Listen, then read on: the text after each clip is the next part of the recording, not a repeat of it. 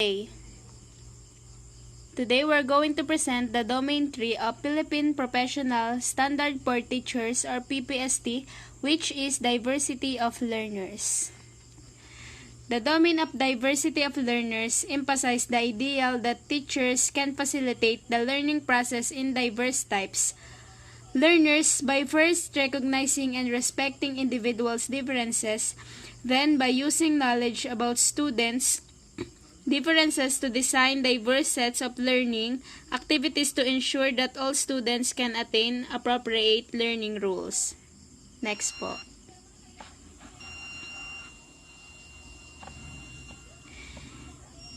Domain 3. Diversity of learners consists 5 strands. The first is learners, gender, needs, strengths, interests, and experiences. The second one is learners, linguistic, cultural, socioeconomic, and religious backgrounds. The third is learners with disabilities, giftedness, and talents. The fourth is learners in difficult circumstances. And the last is learners with indigenous group. Next. There are 7 domains that required by teachers to be an effective in 21st century in the Philippines. The first is content knowledge and pedagogy. The second one is learning environment. The third one is diversity of learners, which we are going to introduce right now. The fourth is curriculum and planning. The fifth is assessment and reporting. The sixth is community linkages, and the last is personal growth and professional development. Next.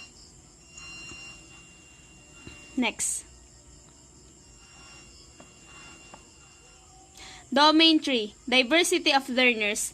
Strand 3.1, which is learners, gender, needs, strengths, interests, and experiences.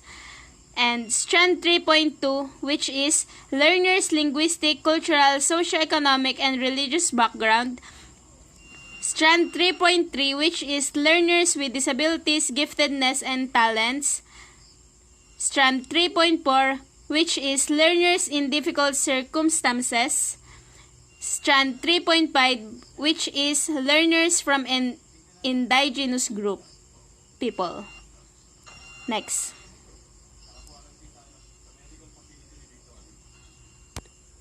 Kay Randon.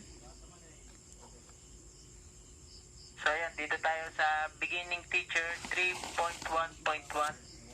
Demonstrate knowledge and understanding of differentiated teaching to suit the learner's gender, needs, strength, interest, and experience. So it means na need nating iayon ang ating pagtuturo base sa pangangailangan ng estudyante at yung sa way na mas makaka-adapt sila ng mabilis and to manage the classroom to create a safe and supportive environment, and also continually assess and adjust lesson content to meet student needs. Proficient teacher 3.1.2. Use differentiated developmentally appropriate learning experience to address learners' gender needs, strength, and experience. So dito, need natin ng pantay-pantay na trato sa loob ng school. Dapat tayo hindi bias sa mga teacher at wala silang pinipiling favoritism, parang ganun. For example na lang is yung pagmamag-a-announce ng ating teacher para mas babalance niya yung pagtrato sa bawat isa.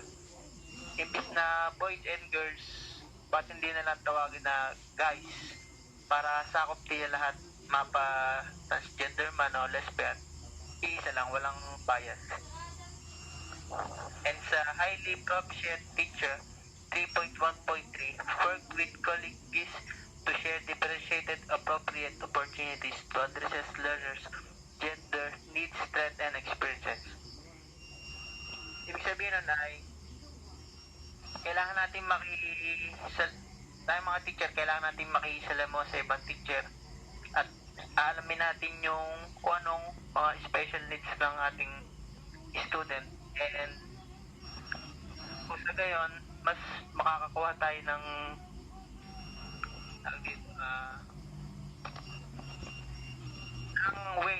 para maibigay natin yung mga pangangailangan nila. Magawa natin ng paraan. Next po. And dito naman tayo sa Beginning Teachers 3.2.1. Implement teaching strategies that are responsive to the learner's linguistic, cultural, socio-economic, and religious background. So sabi dito ay kailangan yung mga teacher ay gumawa ng estratehiya upang mas maunawaan ng estudyante ang nais iparating ng guro about sa ating kultura, linguistic, socio-economic at relihiyon, at yakma dapat ng guro ang gagawin niyang estratehiya base sa kakayanan ng bata. Highly proficient teacher 3.2.3. Establish learner centered culture by using techniques, strategies that respond to learners' linguistic, cultural, socio-economic, and religious background.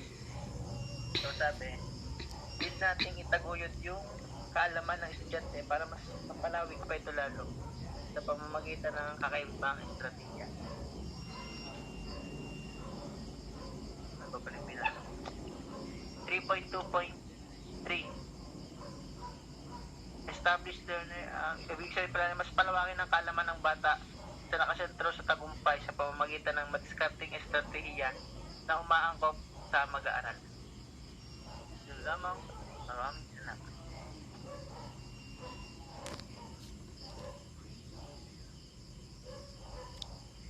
Next po.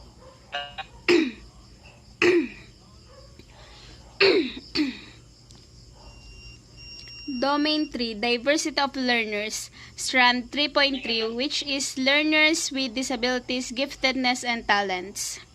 Beginning Teachers 3.3.1, Use strategies responsive to learners with disabilities, giftedness, and talents. For beginner teachers, here we can observe our learners and find out what are their differences to each other or disabilities for us and for them to make it easier to communicate with each other part. Proficient teachers 3.3.2 Design, adapt, and implement teaching strategies that are responsive to learners with disabilities, giftedness, and talents. In this situation, we can make it easier to teach our learners with disabilities because we already have skills and knowledge to go through these situations.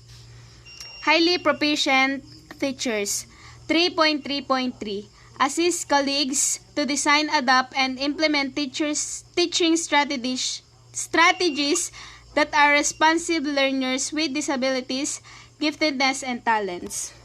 They can assist the beginner colleagues on how to handle the situation because they quite to know more knowledge and skill in this particular area. Distinguished teachers 3.3.4 Lead colleagues in designing, adapting, and implementing teaching strategies that are responsive to learners with disabilities, giftedness, and talents. They are the one to design and adapt more knowledges in this particular area.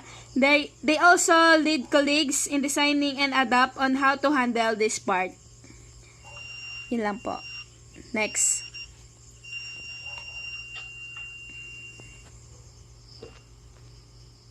Beginning Teachers 3.4.1 Demonstrate understanding of the special educational needs of learners in difficult circumstances, including geographic isolation, chronic illness, displacement due to armed conflict, urban resettlement or disasters, child abuse, and child labor practices. For proficient teachers 3.4.2 Plan and deliver teaching strategies that are responsive to the special educational needs of learners in difficult circumstances, including geographic isolation, chronic illness, displacement due to armed conflict, urban resettlement or disasters, child abuse, and child labor practices. Highly proficient teachers 3.4.3 Evaluate with colleagues teaching strategies that are responsive to the special educational needs of the learners in difficult circumstances including geographic isolation, chronic illness, displacement due to armed conflict, urban resettlement, or disasters, child abuse and child labor practices. Distinguished, distinguished teachers.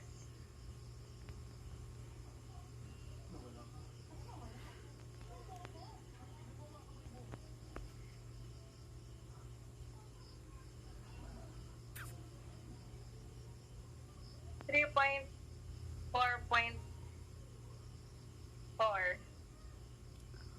Model a range of high-level skills responsive to the special educational needs of learners in difficult circumstances including geographic isolation, chronic illness, displacement due to armed conflict, urban resettlements of disasters, child abuse, and child labor practices. Students are diverse because of their different backgrounds. Others come from rich families, others are not. Others come from the city, yung iba galing sa mga bukid, yung iba pa nga galing sa mga bundok-bundok. Tapos they also have their own disabilities. Other are fast learners. Meron din namang mga batang hindi ganon kabilis i-adapt yung mga itinuro sa kanila. Tapos pag nahihirapan yung bata, wag nating hayaan na sabihin na ganun talaga yun eh. Na we need to accept it na hindi na matututo yung batang yan. Let's remove that kind of mentality. Kasi posible walang batang hindi matututo. Tandaan po natin yan. It always takes a lot of effort and patience, lalo na kapag nasa difficult circumstances ang isang bata.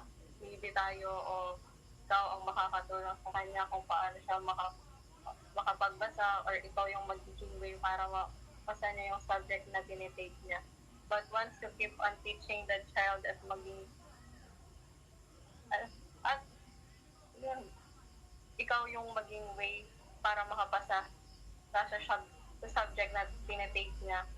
But once you keep on teaching that child at maging patient ka lang and keep motivating and inspiring the child, makikita natin kung gaano kagaling yung isang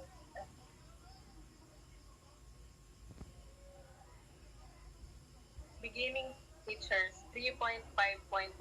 Demonstrate knowledge of teaching strategies that are inclusive of learners from indigenous groups. Proficient teachers. 3.5.2. Adopt and use culturally appropriate teaching strategies to address the needs of learners from indigenous groups. Highly proficient teachers. 3.5.3. Develop and apply teaching strategies to address effectively the needs of learners from indigenous groups. Distinguished teachers. 3.5.4. Show comprehensive skills in delivering culturally appropriate teaching strategies to address effectively the needs of learners from indigenous groups. Parang halos kaparehas lang din dun sa diversity. Kaya kinoconsidera na din natin, lalo na pag may teacher na inassign sa mga kagaya ng mabundok na lugar, dapat maging patient lang talaga. Tapos, we need to respect kung ano yung mga beliefs nila.